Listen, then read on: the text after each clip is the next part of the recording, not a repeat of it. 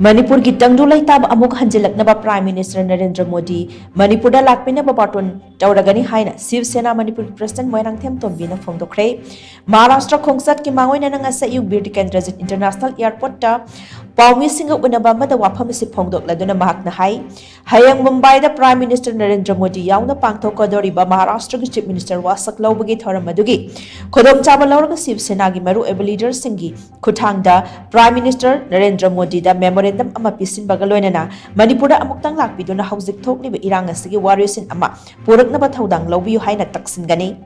handak thokliba irang asna maram oiraga chinga madi tamanigi marakta buffer zone thamjin khiba asina chingi lamda popi thabagi chang aduki mati kwangkhalakli maramaduna start amadi center langak na hiram masida ahenba mityang changba mathautai Popi mahi lok tringai popi yan thakpiu. Chief Minister Nong Thombam Birena changsalakliba waron drugs ki campaign asi aikhoi puna makini haibasi aikhoi puna bhap taminasi. Chief Minister Nong Thombam Biren Manipur Pumbagi Chief Minister ni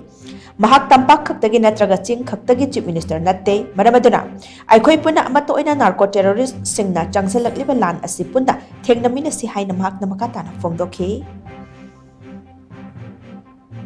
Term degi till today Tha kun sujale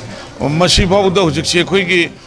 yam seng hai kan da jiri da angang pikra ba humga mau hum hat khibagi issue ji yam kan mai sak pa se masi gi mai se gi kitang thaidura ga kamal babu ga phar kusi masi issue se divert to male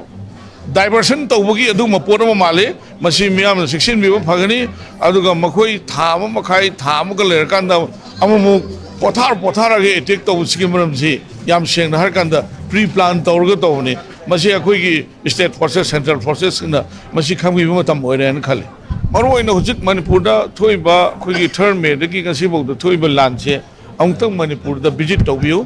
loina na miyam gi sentiment khangbiu aruga kana na karmai to bono haiba potu da khoi mayam punchen raga manipur song tang ing na chingna amtang shanti hoina leina ba state government, central government, Anida, I quite Adamaina, Tobina, honorable Prime Minister, Thambian Kanjari.